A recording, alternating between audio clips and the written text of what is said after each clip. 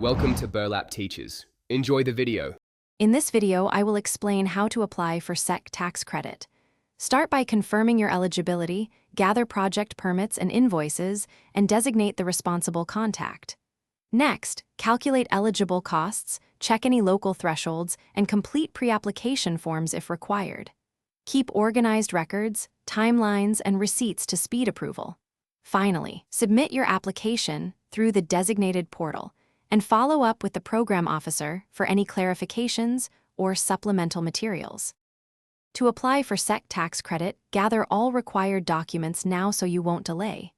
Include invoices, contracts, permits, engineering or environmental reports, and your tax ID information. Make clear spreadsheets that summarize eligible expenses and supporting page references.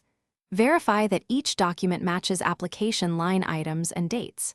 Scan or convert files to accepted formats and label them consistently before uploading to the program portal to avoid common rejection reasons. If you're finding this guide helpful, please subscribe and like so we can keep making useful content. Quick recommendation: bring your space to life with the Echo Dot smart speaker for hands-free timers, reminders, and project music while you work on applications. It makes managing deadlines and steps easier and more fun. Check the description for the link and other deals, and now let's get back to the video.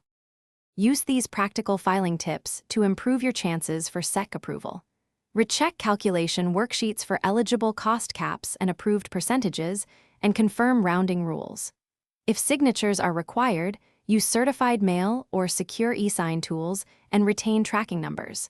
Save electronic backups of every file and capture submission timestamps or portal confirmations.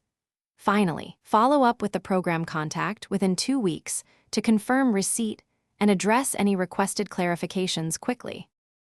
Thanks for watching. Consider subscribing if this video helped you.